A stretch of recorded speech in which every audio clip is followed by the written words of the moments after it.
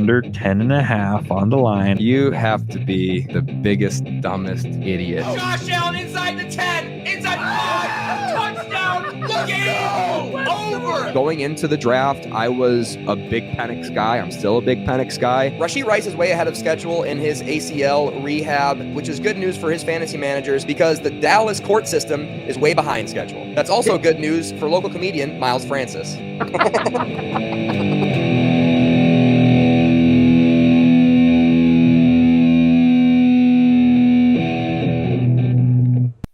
Oh, hello and welcome to What Are We Talking About with Jamie Jakes. I am him. I am sitting here with film demon, college football expert, Ryan Perrio. How are you doing, buddy? Whew, great to be back home. It's been a fun week, 2 weeks out, and just hanging out on the road and doing some comedy, and then just getting back here and getting back to the grind. Training camp is in session. It is nigh upon us, the football season. I'm excited about it. We're getting some fun today as we're recording right now. Justin Fields went from having a season-ending non-contact injury to, we think he was carted off, and then he was like, he walked to the cart, and then he was carted off, and then it was like he hurt his big toe. He dislocated his big toe, which is like really bad. And then it was like, nope, not big toe, maybe not dislocated. So just got stepped on. Went from like a season-ending injury to a bruise in about 2 hours on Twitter. So that was a pretty fun morning. And that's what we're going to get in camp. We're going to get a lot of news. A lot of these rookies that we're talking about gets a lot of hype and a lot of shade in the same day by the same reporters, which is fun. We are here to recap the rookie running back class, the best rookie running back class in anybody's lifetime who's still alive right now. It is unbelievable how good this draft class is. A lot of people are saying it's pretty darn good. I will agree. It's huge. Pretty deep. It's good. It's huge. And it is exactly what the NFL needed. I feel like a lot of the rookie content goes out very close to the draft for obvious reasons, but a lot of fantasy football managers didn't really start digging in to these guys until right about right now, preseason, unless they're a part of their favorite team. So that's what this whole point of this podcast is. We're going to talk about where these guys are going. We're going to talk about other guys, other running backs that are going in this range, and we're going to play a game, you and I, Ryan Perrio, because we always mix it up. We always want to verse each other in something so we can cash in receipts later. We're going to play rookie, boom, or bust. You have to decide, is that rookie going to cash in on their draft position this season based off a sleeper? Or is that rookie going to bust, be a disappointment based on where you have to draft them in these fantasy football drafts? Sound good to me, Ryan Perrio? Sounds good to you, Jamie Jakes. Hell yeah, dude. I hope it sounds good to you too. Half PPR will be the format. I don't think it's really going to matter for any of this discussion, but just so we're clear, half PPR is what we're talking about. We're going off a sleeper ADP board, which is very different from the underdog board, which is what I'm used to drafting on. So some of these guys, I'm like, I hate this guy in underdog, but then I see what they're being drafted at in sleeper, and I'm like, oh, you know what?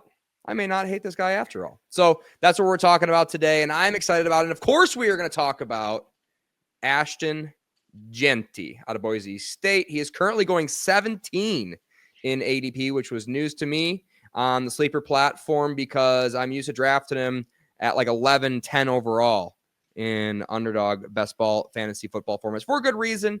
He is a good Christian lad, which is why we like him on the program. He's 5'9", 215. He did not run a 40, but he did allegedly top out at a 22.5 miles per hour and squats 605 pounds, documented on Instagram. Went 6th overall to the Las Vegas Raiders. His running back competition consists of Raheem Mostert and Zamir White. Ryan Perrio, your film notes on Ashton Jeanty. Ashton Jeanty is probably the best running back prospect since LaDainian Tomlinson to kind of really come out in this draft. Like he is, you watch him on tape, he is not going down on the first contact. I believe he led all college football in yards after contact. So I think the stat, Ryan Perrio, is that if you just take his yards after contact, he still leads college football in yardage. I think that's a true stat. Yeah, it's a true stat, but it's probably both, because like if that's the case, then I don't think anybody else had more yards after contact. If no one even has as many yards as him after contact, that is just an amazing stat. Like, he literally looked, and he's not, granted he's playing for Boise State, so he's not playing the elite college teams, but he looked like the best player on the field in every game he played. And it took basically Penn State to really bottle him up in the playoffs. And they, even still then, I think he got loose for 100 on Penn State, but they were like the only team to really kind of frustrate him. And that was just wave upon wave of defender. But I believe he's going into the most ideal situation if you were to be a running back. You were looking to draft a rookie running back to be put into a team that really doesn't have any kind of offensive weaponry save for a tight end.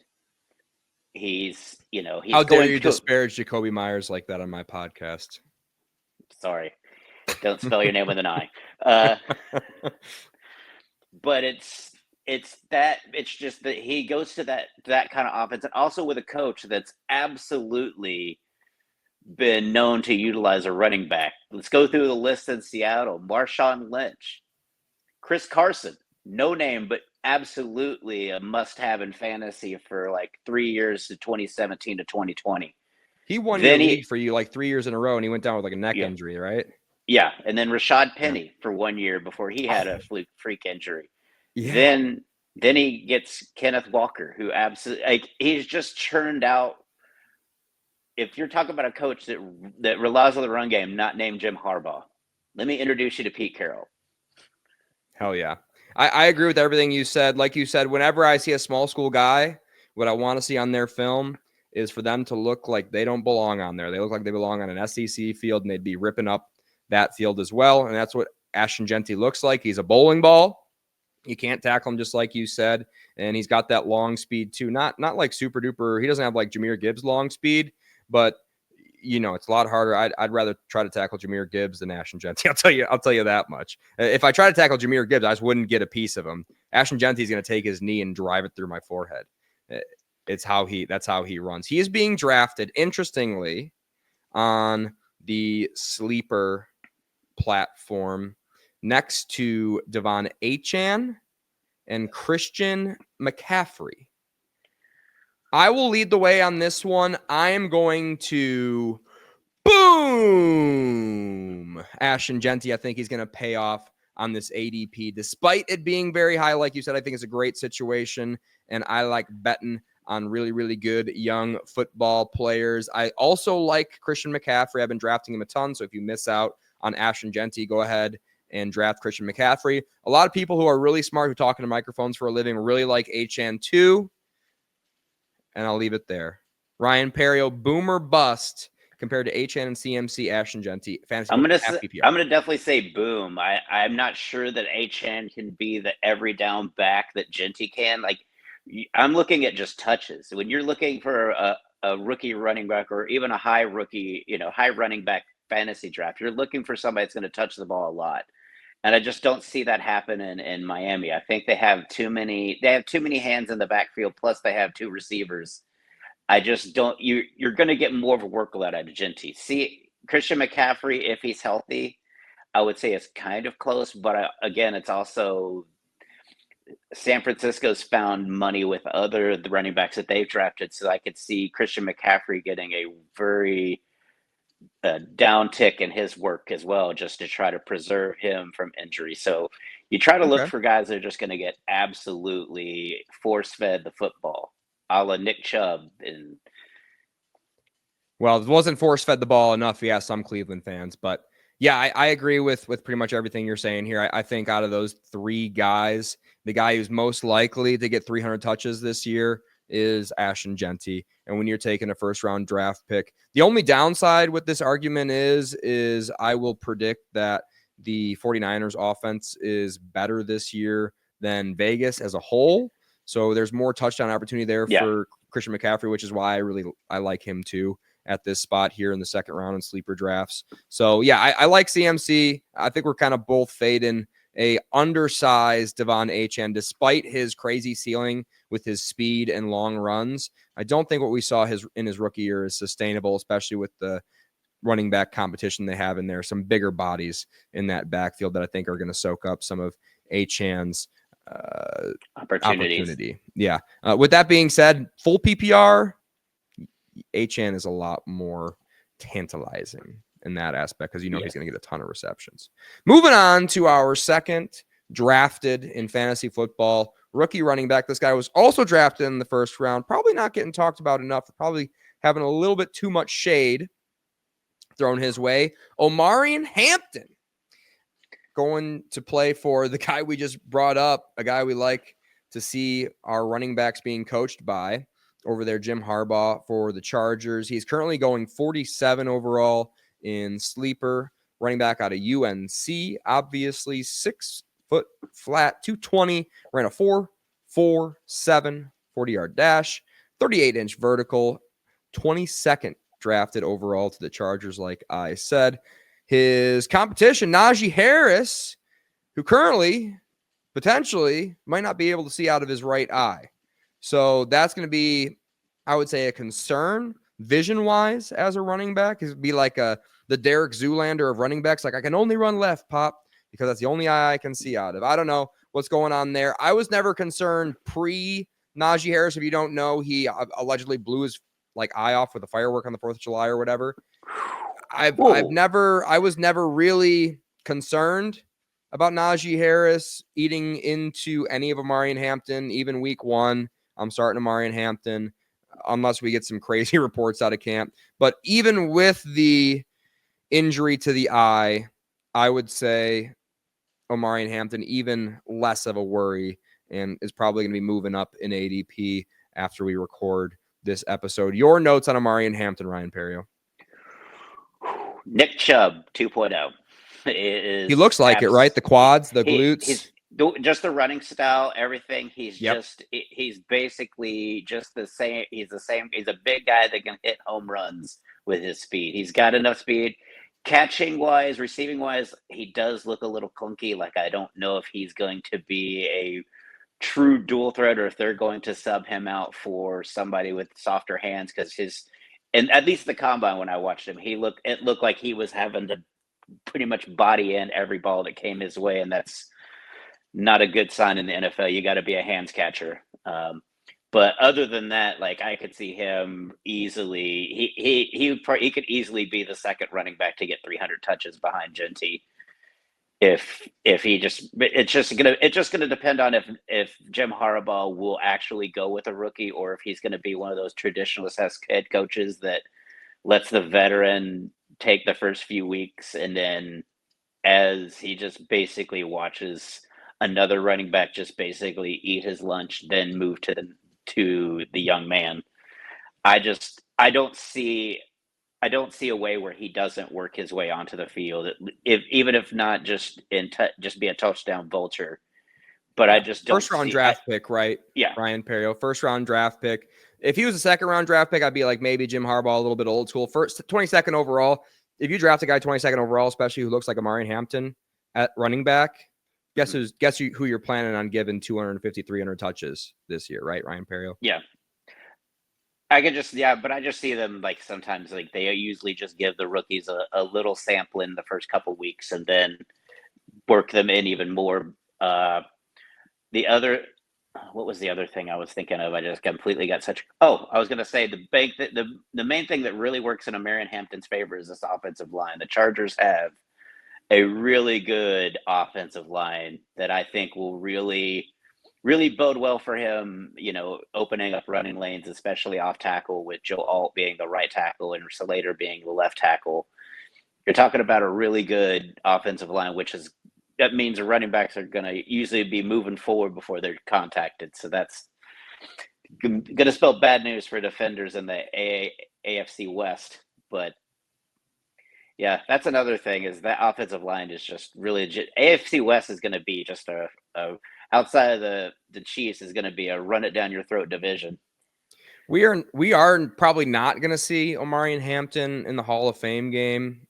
It would be pretty sweet if we did in an imaginary world where that would happen, but could be. A lot of people are saying Detroit Lions, LA Chargers, Super Bowl preview we're getting here on the Hall of Fame game. A lot of light blue, which is on the NFL Super Bowl logo this year. So I don't think it's going to be the Dolphins. I think it's going to be that Honolulu blue and whatever they call the baby Chargers powder blue or whatever they call it. There's a script. It's already being penciled in. Some people are saying. Anyways, Omarion Hampton, 47 overall, being drafted next to Joe Mixon and Chuba Hubbard. Boom or bust.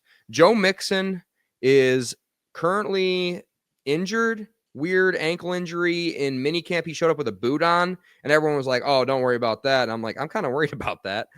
And you guys just signed Nick Chubb, which didn't really make sense at the time. Seemed like other teams needed him more than y'all did, but y'all signed Nick Chubb. Did you guys know something about this Joe Mixon ankle that we didn't? Super concerned about Joe Mixon. Not drafted him. Definitely not over Omarion Hampton. Chuba Hubbard, I love Chuba Hubbard, but when we're talking about ceiling, I think Omarion Hampton has a ceiling touches-wise, because we also have Rico Dowdle going over there to Carolina to play next to Chuba Hubbard. Maybe he takes away a few of his touches. We're a big Rico Dowdle podcast, I would say, as a whole. If I speak for kind of everybody who's on it, we love Rico. We're big Rico stans. I love Chuba Hubbard. If you can't get Chuba Hubbard, or if you can't get Omarion Hampton, get Chuba Hubbard. But I'm going to give another big boom to Omarion Hampton. He's going to pay off.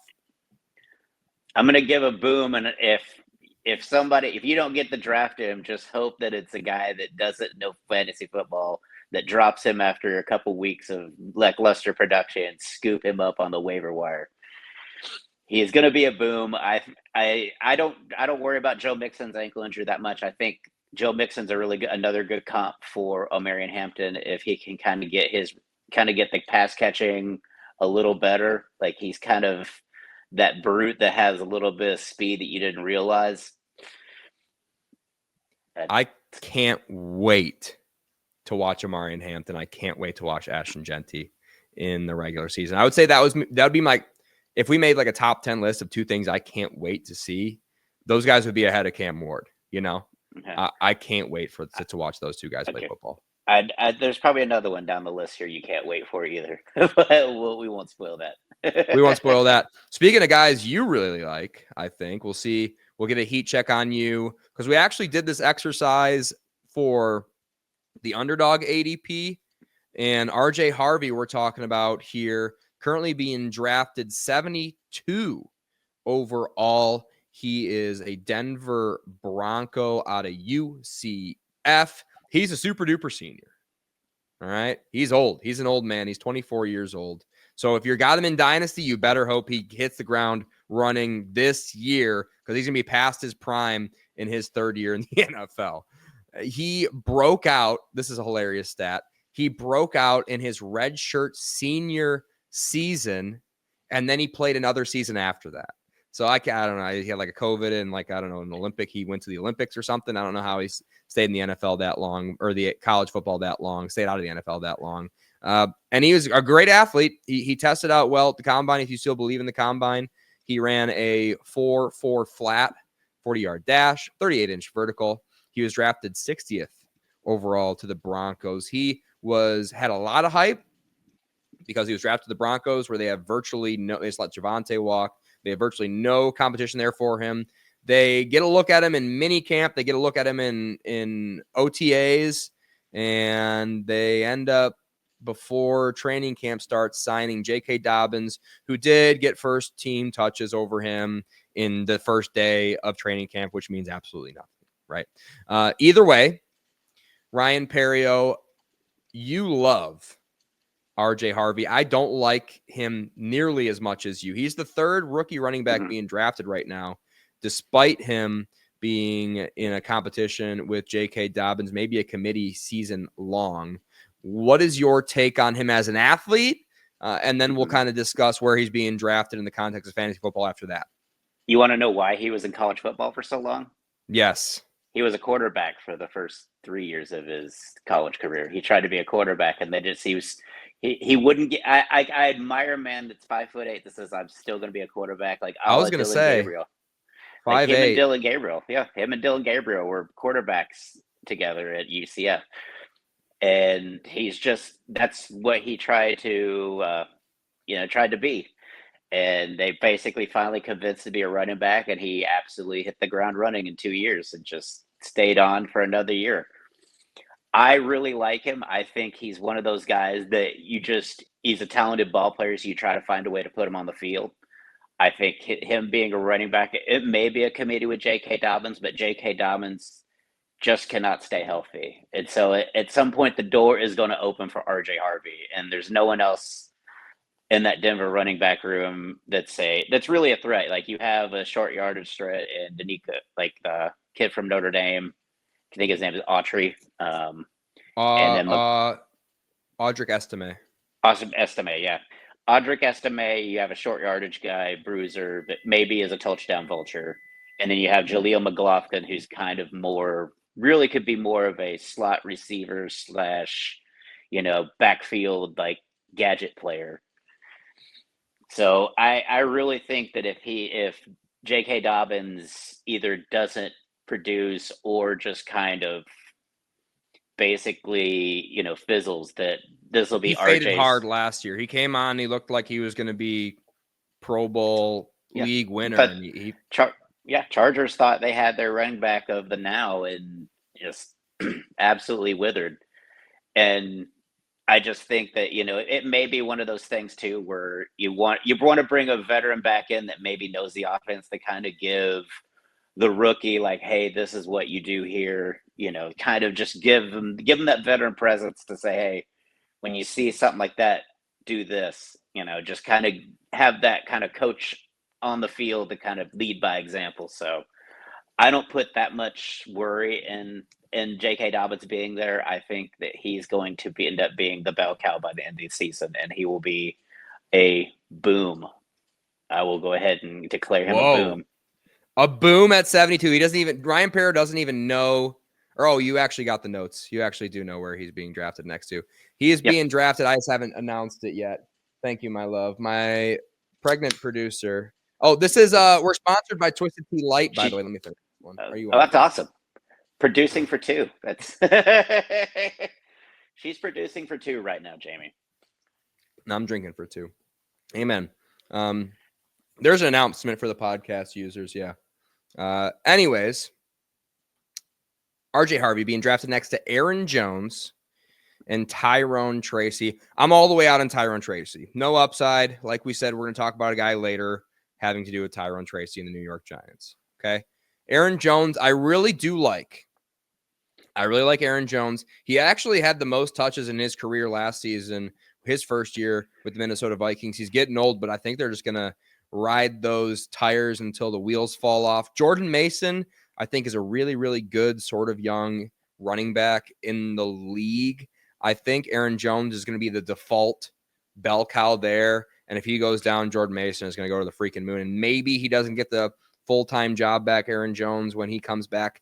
But I think the Minnesota Vikings are really going to need like a check down running back guy with JJ McCarthy, who's going to struggle, who hasn't played football in 2 years. He's going to need a check down guy. I don't think it's going to be TJ Hawkinson. It's definitely not going to be Justin Jefferson. It's going to be Aaron Jones. So that's why I'm going to stick with Aaron Jones, and I'm going to say bust RJ Harvey at 72 overall. Put this on your bulletin board, RJ. Text it to him. Watch this video every day before you suit up for a game. Spoiler alert.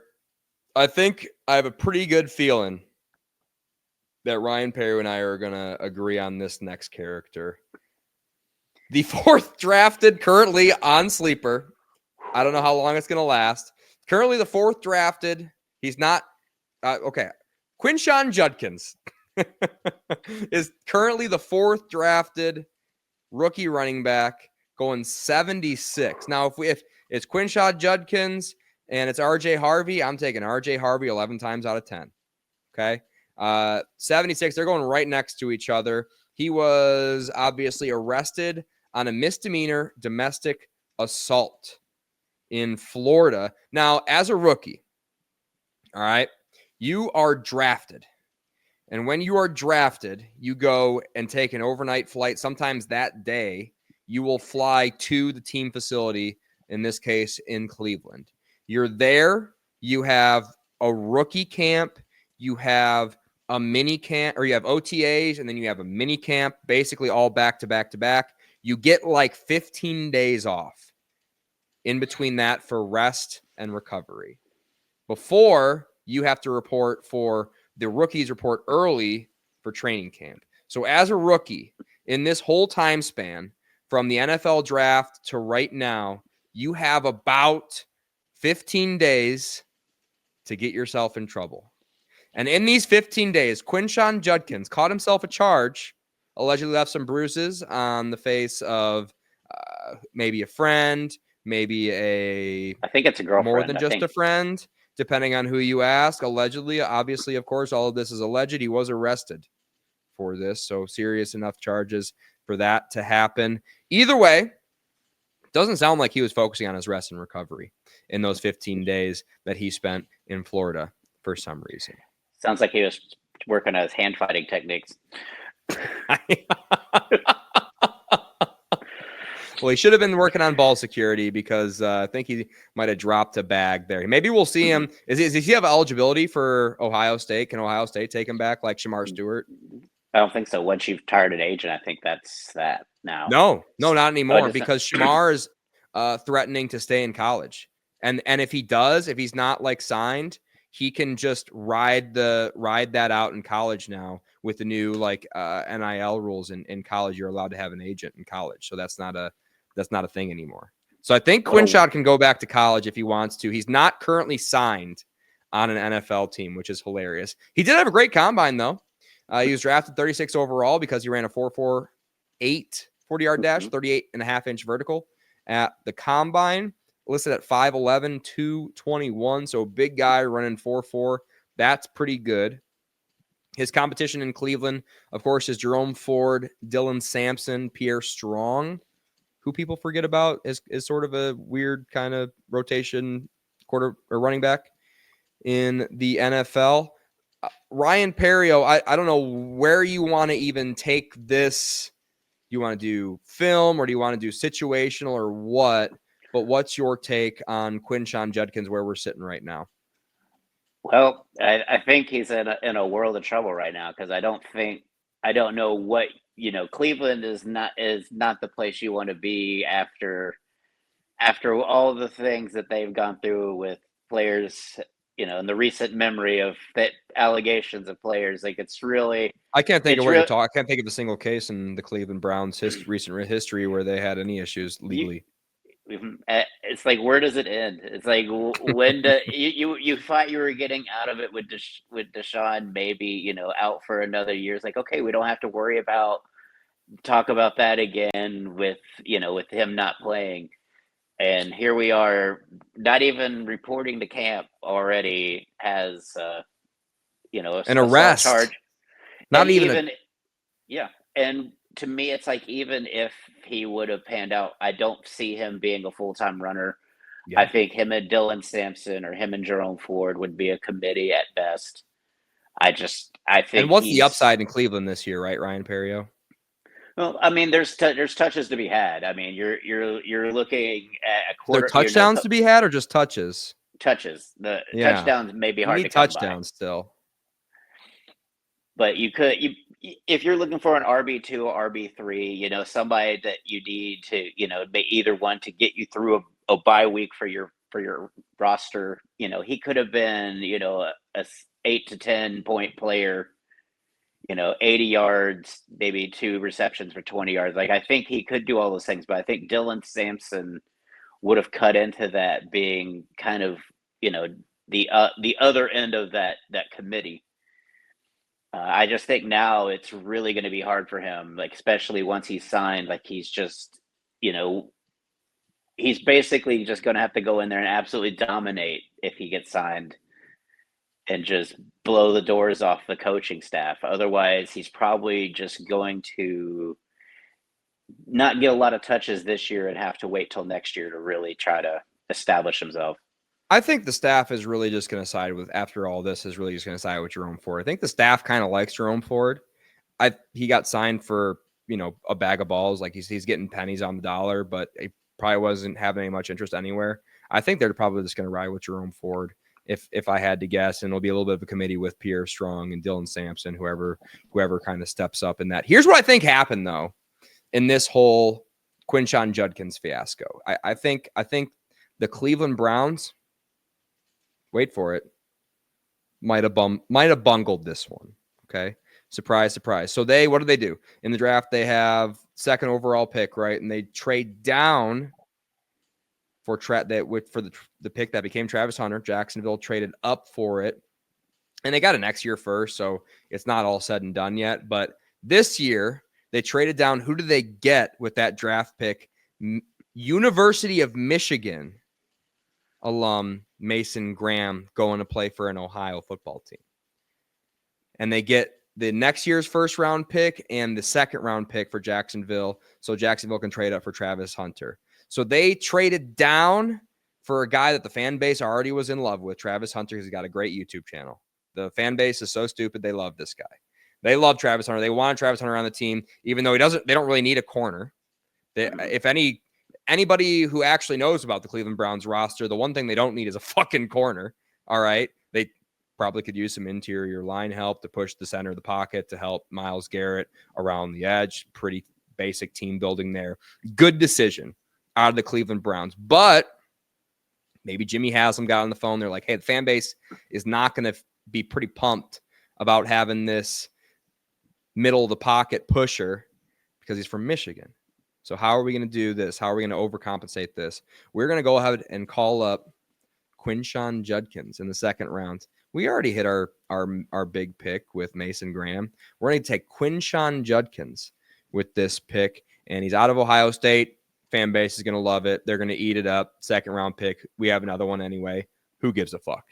The Cleveland Browns are thinking. They probably didn't do their research on this guy, and there probably was some red flags, which is why he didn't go in the first round or earlier or I guess he went early in the second round. Anyways, classic Cleveland Browns doing Cleveland Browns stuff. He is currently in fantasy football being drafted in between Tony Pollard and DeAndre Swift. Now, I will say before the arrest, if you put a gun to my head, you're like, hey, you got to pick Tony, you got to pick DeAndre, you got to pick Quinshon. I'd be like, guy with a gun, can I take a tight end or a quarterback or a wide receiver here? And he'd be like, no, you got to take one of them. And I'm like, fine, don't shoot me. Give me Quinshon Judkins. With that being said, with what we know now, I guess give me Tony Pollard. I'm not pumped about it. I don't think I want any tasty treats of DeAndre Swift. So give me Tony Pollard and don't shoot me in the head. With that being said, Ryan Perrio, I'm going to say bust, obviously, on Quinshon Judkins. Your take on it? I also am going to say bust. And I don't think he would have been a boom, like I said, with this happening. I think the Browns have too many things, to really have, to really go with one guy. Like, I think Stefanski is definitely, like, I don't know how much hotter that seat has to be before he gets fired, but at some point he's got to produce. Well, he's the best coach of all time, Ryan Perrio. Just ask anybody. Just ask all these fucking nerds that talk into a microphone for a living. Coach Stefanski's great. He's awesome. He's a great head coach. He's a brilliant mind. He's really, really smart and this really handsome, smart guy and great leader of men. So I don't know what you're talking about with Coach Stefanski in a hot seat. I just think at some point you have to put wins together, and I haven't seen that happen since they're on a 10-year plan. Ryan Perrio, Dee Podesta got into a microphone and said, "Hey, this is just all a part of our 10-year plan. 10-year plan. You can't fire a guy on year 5 of a 15-year plan." Ryan Perrio, what are you thinking? What are you, crazy? Thinking somebody's got to have a better plan. Somebody, did you see their unveil? Did you see the uniform unveiling today? Where Oh, they? we're going to talk about it at some point on the podcast, but yeah, it had the Pat McAfee one or the Lake one. The lake one, where they literally, like the guy, as he's trying to film, the helmet just falls into the lake. There's no way that was real. That had to have been a work.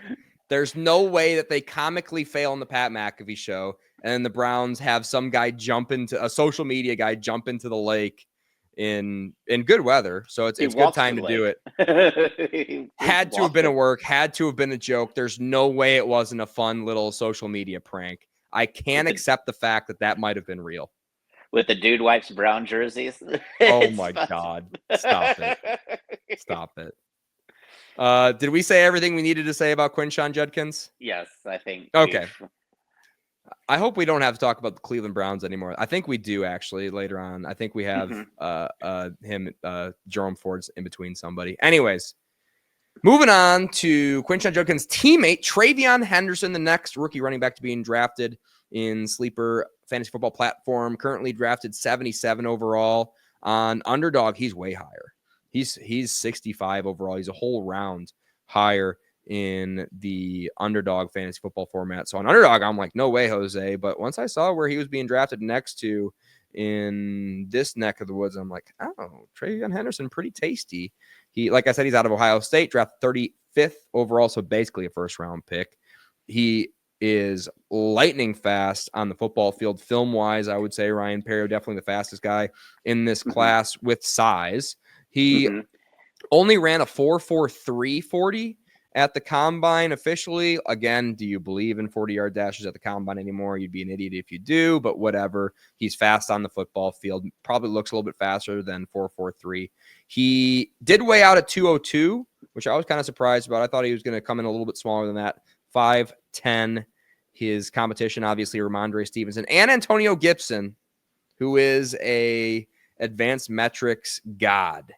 But he's never played for a football team who likes to give him the football. So figure it out there. Ryan Perrio, your thoughts on Travion Henderson?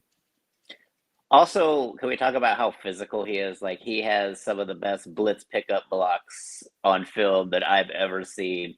Like, he absolutely erases people. Like, it's not even like the NFL level. Like, you stood him up, like that's a good block. Like, he absolutely wins the fucking match. Like, they're just he basically decleated somebody from Penn State and then absolutely decleated another guy from Akron. Like, he is, to me, I think he's going to be the second most productive running back. Just based on, again, you look at the roster, you got Drake May, you don't have really much to throw to. So you have him ahead of Omarion Hampton? I do, just because of the opportunities. I think Omarion Hampton will have more of a bigger average just because, again, he's in a better offense with more space. But I just think sheer numbers, I think Travion Henderson's going to be the guy in New England, I think, when it's all said and done. I think Ramondre Stevenson's kind of an enigma. Like, he'll have really good games and then he vanishes. I think this guy is going to run, pass, catch, block. Like, for a rookie to have as good a blitz pickup as he does, you're taking away reasons for coaches to take you off the field. And that's a huge skill to have, or to put you on the field. Like, to have that, that means if you're the best blitz picker upper, chances are third down, passing down, you're going to be the guy out there. And so that's especially for a PPR based league, that's going to be a good key. Hell yeah, Ryan Perrio. He is currently being drafted next to Tony Pollard and DeAndre Swift. So like I said, on the Underdog platform, I'm like, tough for me to get there in that round, taking him 65 overall. But 77, again, gun to my head. What are you going to pick? Tony Pollard, DeAndre Swift. I like what they're doing over there with hiring Vrabel. I like Kyle Williams. I think he's going to really elevate this offense. I don't know if I really believe in Travion Henderson's opportunity volume-wise. I think he's an explosive runner. I don't think he's nearly laterally as quick as Jahmyr Gibbs, who a lot of people, you didn't compare him to Jahmyr Gibbs, but a lot of people compare him to Jahmyr Gibbs. I don't think he's that. I don't think he has that lateral quickness and that shiftiness to make people miss so much you don't even get a forced miss tackle on your advanced metric sheet. You're just that fast. So I don't think he's, quite as tough on contact as Jahmyr Gibbs. So obviously, I mean, he wasn't drafted top 20 in the NFL draft. So the NFL kind of agrees with that. But with that being said, his ADP of 77 overall is pretty tasty and juicy. And I don't care for Pollard. I don't think he's as good of a running back as Travion Henderson at this point of his career. I don't like DeAndre Swift. I think he's not as good of a running back at this point of his career. If anybody out of this group of 3 running backs is going to pay off on this ADP, I think it's going to be Travion Henderson. So I have no choice but to give Travion Henderson a big boom on this one. I also will give him a boom as far as it goes. Like I said, I just think the Patriots have really made some of the right moves. Like I said, it's not going to be a flashy offense. Like he's not going to be like Jahmyr Gibbs kind of is the flashy part of the Detroit offense with him and J-Mo. They're kind of, are kind of the, hey, you just gave him the ball 5 and, a 5 yard space and he just made it 40 something yard play out of it. Like he's going to be kind of like that, but I don't see that happening his first year. But I do see him having explosive flashes, and I can't wait. I can't wait to see him back there taking on linebackers. That's my favorite part. Like if you go pick up Travion Henderson blitz pickup and just enjoy his absolutely depleting blocks. Like I can't wait to see him try that at the NFL level to see what happens. Hell yeah. It's going to make for some good watchable football. So hopefully we'll be able to enjoy that. We're going to move into like the sleeper rookie running back segment of this program, recapping, playing boomer bust on these rookie running backs. Talking about next one, ADP of 96, Kaleb Johnson out of Iowa, 83rd pick overall. Ran a 4.57 40. Who cares? Not the Pittsburgh Steelers, not me. This guy is already showing speed. All the reports out of camp is like everyone had their literal breath taken away when they saw this guy hit the hole in shorts and a t-shirt. He's got insane speed. 6'1", 224. Big competition. Jaylen Warren, who the team seems to have this weird love-hate relationship with. They seem to really support him, but they seem to support him as a running back too, because I don't think Najee was ever better than him other than draft capital. We're talking about with Jaylen Warren and the Pittsburgh Steelers. Kaleb Johnson, Ryan Perrio, your film notes on him. Film notes on him is absolutely straight line run. See ya. He is absolutely he's definitely a one cut system back. Like he kind of reminds me of Tevin Campbell, kind of a big guy that just kind of just goes. Like it's just, but you have to give him space to go. I think he's not going to be kind of a guy that you want in a gap scheme where he's, having to pick the hole. Like you want him to just say one cut, go. West Coast offense, he's going to be stellar. He kind of runs like Alvin Kamara to me. Like it's kind of upright, but still physical. Like he kind of looks like he leaves his body open to be taken down, but he can drive through that. Like I was just really impressed with him at Iowa. Like I showed you clips of him early in the season where I thought he might be RB1 because he just it was absolutely 50-yard run after 50-yard run. It wasn't, they may not have gone all for scores, but they were all pretty long little gallops down the field. Anybody who can produce for the Iowa Hawkeyes offense consistently, Kaleb Johnson did it for 2 years. If you can produce for the Iowa Hawkeyes offense, you are guaranteed 100% going to hit in the NFL. And you can't convince me otherwise because there's only like 4 guys who have produced in Iowa's offense in the past decade. Okay. And they all hit. All right. I believe in Kaleb Johnson. I think he's already, some like news came out like, oh, look at who was in the huddle for the first play of training camp. It was Jaylen Warren. Like, I don't care. Aaron Rodgers was handing the ball off to him. Everybody had their breath taken away by how fast he was. And why wouldn't you? If you have been watching Najee Harris hit a hole for the past 4 years, now you see Kaleb Johnson hit a hole, you're like, oh, That's like, what it looks like. Imagine the contrast you have between those two freak athletes, because they're the same size, right? So you're expecting the Najee Harris kind of movement, and then you get Kaleb Johnson. You're like, what the hell is even this thing? I think he's wearing number 20. Yeah, pretty sweet number. Amon Green's another running back that kind of reminds me of Kaleb Johnson, just kind of speed. You know who I thought kind of Le'Veon Bell, and he doesn't have like the flashiness of Le'Veon Bell, but just his stride and how his size, and how if you try to tackle him by the leg, he'll just put the leg through your fucking face. And that's what I like about Kaleb Johnson. I just think Le'Veon Bell had the best delay of any running back. Like he's not as patient style wise. I was like the way he moves. Maybe in time, maybe in time he'll have that same patience. But no, I doubt it. Le'Veon Bell and Arian Foster were like literally could look like they're just standing back there waiting, and like then they just take 30-yard gain. It was so sweet to watch that at Michigan State. Him just kind of like mosey on through.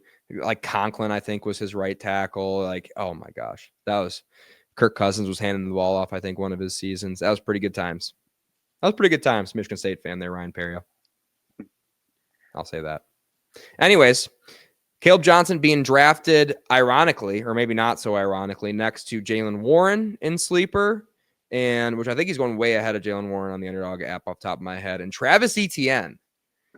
So, like I said, I already have him ahead of Jaylen Warren in 17 game this season.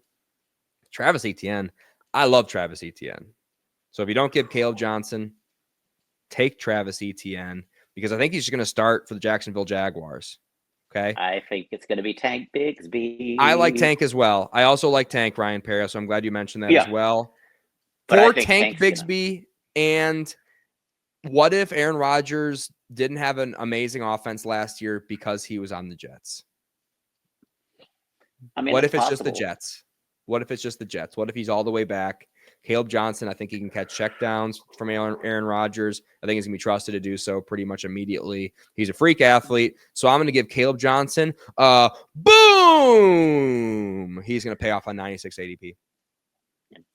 I think there's going to be a lot of the first, like the leading up to the week one. I think there's going to be a lot of mystery, because I don't think Mike Tomlin really likes to reveal a lot of information.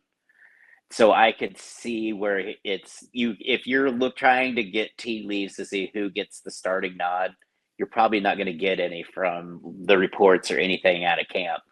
But I'm gonna give him a boom as well. Yes. But I also understand, like I said, I can understand why Jaylen Warren's so high too, because Pittsburgh's notorious for not giving you any kind of direction on where they're going, and just kind of leave it a mystery. And then week one, you're just like, okay.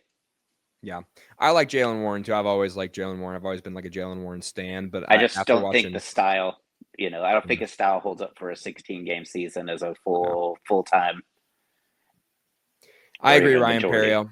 And we've got one more fun name to talk about. So we're going to talk about him. Cam Skattebo, going 125 overall on the Sleeper platform. Out of Arizona State, 5'11", 210, drafted 105 to the Giants, which was a long wait for me. I'm sure it was a long wait for him, because I thought he should have gone in the first round. He ran a 4.65 at his pro day. Who cares? Who even cares a little bit about that? I'll tell you who doesn't. This guy. I literally don't care about it at all. Watch him run routes. There's a video of Jackson Dart throwing his first pass, which was a pick 6 on 11-on-11s in practice in the start of his training camp. There was a play action to Cam Skattebo on that play. Watch him run his route. He looks so fast. All right. He looks unbelievable. I'm sorry to give my player take on Cam Skattebo, but I feel like I've earned it at this point in this part of the fantasy football season. His competition, by the way, Tyrone Tracy, drafted 166 overall last year, so he has less draft capital with the team. Of course, he's got more time with the team, which gives him like whatever capital that gives you. Brian Daboll, he is a big dumb doofus, but his seat is red hot. So I expect him to try anything, and once they try Cam Skattebo, he's gonna absolutely take advantage of that situation and bring the Giants to a playoff run where they will eventually get knocked out of the competition in like week 16. But it'll be fun. It'll be fun. Ryan Perrio, your take on Cam Skattebo? I think Cam Skattebo is a great compliment to Tyrone Tracy. I think, and by the way, someone who just said, if you can produce at Iowa, you can produce in the NFL. Tyrone Tracy, University of Iowa.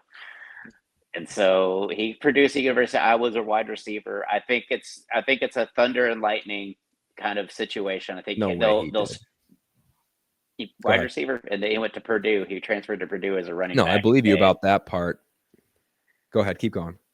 But I agree that while Cam Skattebo is not going to be deficient in running routes, like you can do both of these guys on all three downs either way. Like this is like the best version of a two different back system, because both back can do all three things very proficiently. Cam Skattebo can run routes. He also has an onside kick from before he was at Arizona State, where he absolutely just picked up the ball and just demolished like 12 guys on his way to the touchdown. But Ryan Perrio, I've got bad news for you. What? Best year at Iowa, 628 yards, from scrimmage, 4 total touchdowns. Didn't produce like Kaleb. Sorry Didn't produce like Kaleb, but anyway, I still think it's going to be a 50-50 split. I think this is if your coach is a hot seat, this is a good running back thing to do, to have two different styles, but they all can do all three things very well. So you don't have to pull Cam off the field if he's on a heater, or Tyrone Tracy if he's on a heater. I think it's very interesting that both players can do everything, but they do it in a different way. Update, Ryan Perrio. Sam Laporta's best year as an Iowa Hawkeye, 670 yards, 3 touchdowns. so yeah, you can produce anything right. at Iowa. You can get on the field. I guess you're right, Ryan Perrio. But that's awesome. But I mean, I'm very interested to see how Brian Daboll does this year with actually a quarterback and not Tommy Cutlets. And I think he's going to get another year. I know his seat's hot, but you can't. I think drafting a quarterback in the first round is like saying, hey, I get 2 years, right? Because now I've got a rookie quarterback. You can't expect me to win with a rookie quarterback year one. Yeah, that's what Stefanski's, I think, has been dragged out by, is like everyone just hive mind thinks he's a great head coach for some reason, even though there's no evidence of that. And yeah, then you get the quarterback situation. You're like, well, it's not my fault. So you're just going to tank the team for 10 years instead of 5. I really think Brian Daboll didn't deserve as much credit as he got for Josh Allen, since Josh Allen is still produced at a MVP level after he's left. It's not like he dipped in production. Yeah. And actually he's done more with less, like, because he had Stephon Diggs. And he had Diggs and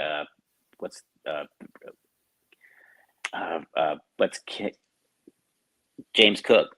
He had better talent, and he's basically got just as far with less talent without a number one receiver on that roster. So I kind of start to question, is like, really, was he the mastermind, or he just kind of say, hey, take a breath, and basically just told him to relax, and he gets all the credit for him relaxing and doing better. Yeah, I don't think Brian Dable was the one breaking down his throwing technique and making Josh Allen. I think Josh Allen's kind of said as much, kind of nicely in a nice Josh Allen type of way. Like, I got better because I worked hard. All right. Yeah. I worked with a lot of people to get better, but I got better because I put the work in. And that's why I got more accurate as a quarterback in the NFL for like the first time in NFL history. That's my take on Josh Allen. And that's my take on Brian Dable. Anyways, drafted Cam Skattebo in between. Now, this is tough. Mm-hmm. All right. Because give me all three of these guys ahead of Tony Pollard and DeAndre Swift, who are going like a full 3 rounds earlier. This is a tough one for boom or bust purposes. Tank Bigsby, who we love. We think he's probably the best running back on that roster in Jacksonville, and J.K. Dobbins are going next to Cam Skattebo. I love J.K. Dobbins. I really, really do. But I got to ride with my guy. I also love Tank Bigsby, but I got to ride with my guy. Not the best situation out of the 3. I would say probably J.K. Dobbins walking into a starting role there day one, and it's his job to lose in a pretty decent offense, better offense than the Giants project to be this season. But planting my flag, taking my flag out, I'm planting it that Cam Skattebo is going to be an undeniable talent in the NFL as a rookie, and he's just going to pay off on this ADP more so than Tank Bigsby and J.K. Dobbins. Give me a big boom for Cam Skattebo. I'm going to have to disagree. I don't think he's going to be a bust by any means, but I don't think he's going to be a boom. I would take Tank Bigsby ahead of him just because I think Liam Cohen is going to come in there, and I think he owes no, kind of leniency to ETN regardless of his draft position. And I think he's already kind of spelling the end of ETN with the running back we're going to talk about here in a minute. Yeah, so next one up. So I will take Bigsby. I don't think Cam Skattebo is going to be a bust, but I don't think he'll be the big boom that everybody hopes he will be. I think he'll be a solid NFL player for sure, but I don't think rookie year he's going to just be tearing down the walls. Like, well, what were we thinking not drafting this guy? Yeah. I would say try and get one of these guys in your fantasy football drafts late, like round 10 or so. Get one of these 3. You'll chances are 2/3 chance you'll be happy. I bet. Cam Skattebo. If you would have asked me this before I saw that route that he ran on the pick 6 that Jackson Dart threw in training camp, I'd be like, probably go with Tank Bigsby. But after I saw how fast he looked in the New York Giants in that 44, I'm like, ooh, I like that. Okay, so that's where I'm at with Cam Skattebo, and you can't tell me otherwise. We've got a few more to go. We'll try and pick up the pace here because we're getting long.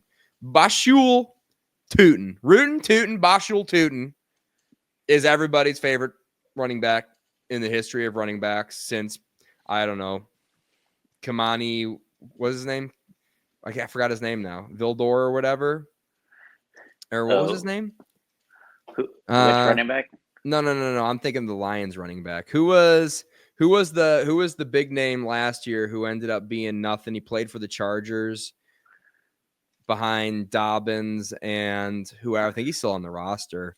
Why can't I think of his name? Kamani Vidal. Oh, Kamani Vidal. The Kamani Vidal of this draft class. Nobody has loved a prospect like this since Kamani Vidal. If you ask a lot of fantasy football analysts around the league, ADP currently going draft position of 154 out of Virginia Tech, 5'9", 206. He is a Jag drafted in real life at 104 in the real life draft. He allegedly ran a 4.32 40. You guys know what I think about 40-yard dashes. He jumped 40.5 inches, which is pretty sweet. That is pretty sweet at 206 pounds, jumping 40.5 inches. I like that. I got to be honest. I do like that. His competition, Tank Bigsby and Travis Etienne, first-round draft pick and second-round draft pick. Bashul Tuten, neither of those things. There's a lot of coach speak around him. Not a guy I was a big fan of film-wise. I know a lot of fans really were. I think the real story with this is he ran a 4.32 40 at 206 pounds, and everyone's like, that must mean he's good at football. And that's kind of what they're going with. Ryan Perrio, I think you like Bushel Tuten a little bit more than me. I think the biggest tease in fantasy football is a running back that runs a 4.3 40. Like Yeah. it immediately just, you think that they're going to, it's like, that doesn't happen in the NFL. Everybody in the NFL runs 4.3 when their job's on the line. Yeah, I remember playing fantasy football in like 2006 when I was in like the 6th grade or whatever. And I was like, oh, this guy ran a 4.35 in the combine. I'm going to draft him in the 7th round of my fantasy football draft. Didn't work out for me. Learned my lesson, but I was like, in 6th grade. Now I'm an adult. Yeah. So it's time for some of these fantasy analysts to grow up, I think. Yeah, I think Bushel Tuten's kind of a little overrated, very overrated if this is how high he's getting drafted. I don't, like, you have to also look at the situation he's being drafted into. And yeah, like I said, he could be the replacement for ETN come next year. Like, I think the writing is on the wall for ETN that he's kind of probably on the way out since he's unavailable. Most of his career in Jacksonville has been kind of he's had a couple of highs, but a lot of just, where are you? It's not lows, but just like not even seeing the field. So I could see them going take Bigsby. And then I think Bushel Tuten may get a few plays here and there that are just kind of like, hey, here's a pitch, go, take it to the house. Here's a punt return. Yeah. That's what I'm thinking. Ryan Perrio and the guys he's being drafted next to. What I learned in this whole boom bust game we're playing is that on the sleeper platform, taking a hero RB in one of the first 2 rounds and then just waiting until the end of the draft might be the best way to go, because you can get Jordan Mason and Isaac Guerendo next to Bushel Tuten, and for that reason, I have no choice but to give Bushel Tuten a big, giant bust. This guy, not that good at football. Jordan Mason's unbelievable. He could just take over the backfield. Aaron Jones getting old, he could get injured. Same thing with Isaac Guerendo, an aging CMC. Those handcuffed backs to the 49ers have never really panned out when CMC goes down. Mm-hmm. But maybe it works out in this situation. So I'll take Jordan Mason way ahead of Bushel Tuten. And Isaac Guerendo, I kind of like him too. So I'm going to go ahead and say bust on Bushel Tuten, Ryan Perrio. I'm going to say bust as well. And if you watch a lot of Bushel Tuten's highlights, they don't have a lot of physical runs. It's a lot of completely blocked up. He's got a bus lane to the house. Small school too. Like, well, Vatek didn't jump off the film. But it's one of those things where I don't see a play where he's physically beating another person. In the NFL, you have to be physical, and I never saw any physicality in his highlights. Like, it's all perfectly, like, his offensive line, his offensive line and skill position players are absolutely demons blocking, because everything was perfectly drawn up. Like, it's literally the chalkboard come to life. But I just never saw him, when a play broke down, be like what Ashton Jeanty is. Like, even if play broke down, you're going to still see him rip 50 yards because he's just better than you. Yeah, he's a good athlete. He's not a creator of yardage, Ryan Perrio. We got 2 guys to go. 2 guys that are playing football, allegedly, next year. Jaden Blue for the Dallas Cowboys, drafted 149 overall. He's currently be drafted in fantasy football at 155. It was reported that he was, quote, borderline lazy by the Cowboys. And now I don't know if that's a bad thing or a good thing, right? Because we were told that Ezekiel Elliott was the next big thing. The BDGE guy went on the Underdog platform. He was like, draft Ezekiel Elliott. He's one of my top 5 guys I love to draft. And that guy makes a ton of money doing this stuff, talking into microphones. Rico Dowdle took over. He did all right. Ran for over 1,000 yards for the Cowboys. Didn't help you, though, because he didn't get enough time or opportunity. So maybe the Cowboys are like borderline lazy. That's actually what we like in our running backs. That's why we signed Ezekiel Elliott, even though he got fat in like whatever the hell he was down south on a yacht or whatever, chugging Twisted Tea lights. and having a good time when he should have been at training camp. 5'9", 196, undersized, big red flag. He ran a 4.37, so that's going to get people excited. At his pro day, he claims he ran a 4.28, so must have some fast turf over there in Texas. He did have 7 fumbles in college. His competition is Javonte Williams, Miles Sanders, and Deuce Vaughn. All right. Don't sleep on Deuce Vaughn. He didn't jump off the film for me in any way. I've never been excited about him. And his ADP doesn't get me excited either. Ryan Perrio.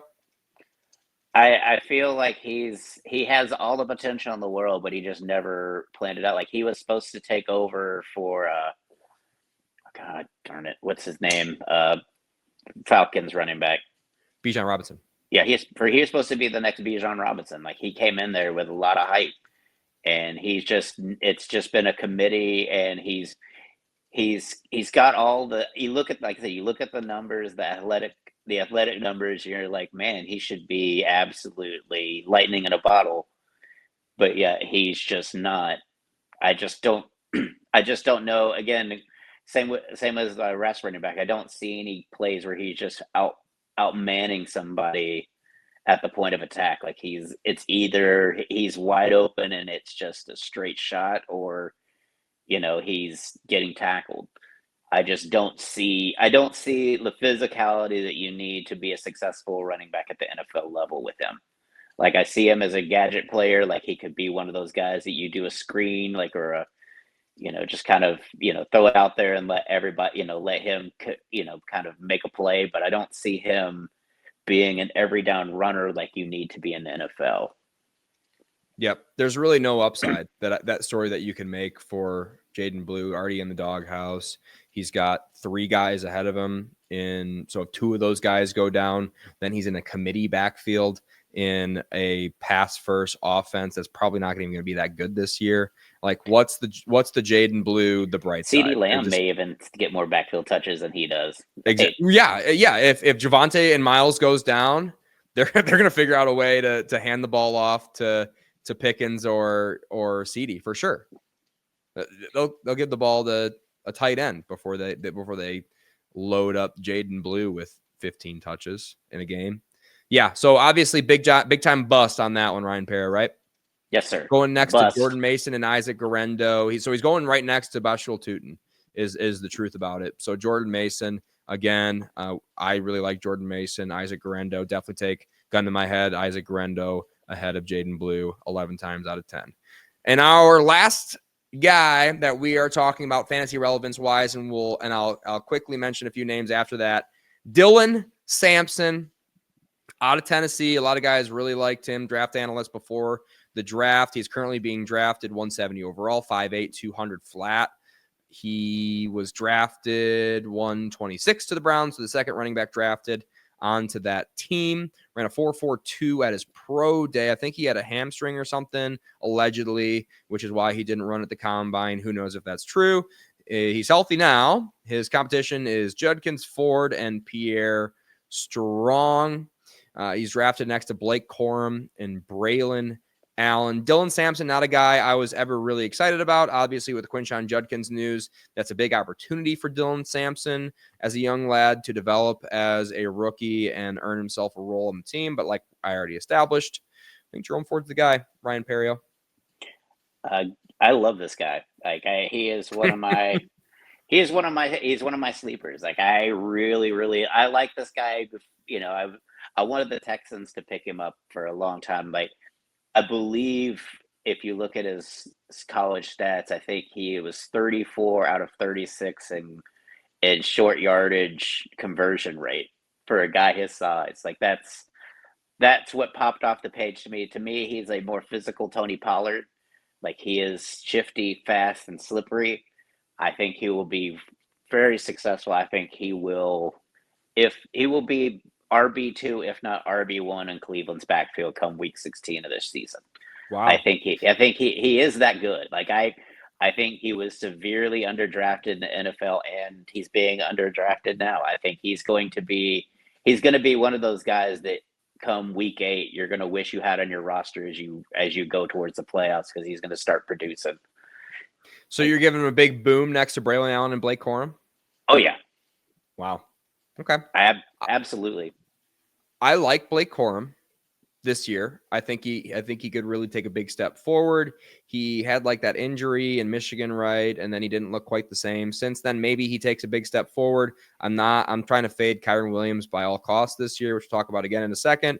Braylon Allen, I think, is going to be a 50-50 guy next to Breece Hall. I think Breece Hall is done. I think he's regressed every single year he's had in the NFL. I don't know if there's much upside on the Jets, but Braylon Allen, I think he could fall into the end zone. He could be a spot fill-in for you. And if you got some deep league where you're drafting to 170 overall, Braylon Allen, probably not a bad guy to take for insurance purposes. And in best ball, I love him. So there you go. I'm gonna go bust. You're gonna go boom on Dylan Sampson, which you only disagreed like on a few of these. So this is gonna be a fun little exercise to look back next year and do a receipts on this. My notable running backs, I have 3 of them outside of the top 200 guys. Keep an eye on if you have a super deep redraft league, dynasty league, and in best ball, if you're looking for a dart throw super late in drafts. Woody Marks is a guy I loved as an athlete, so he might be a stash and store in dynasty out of USC.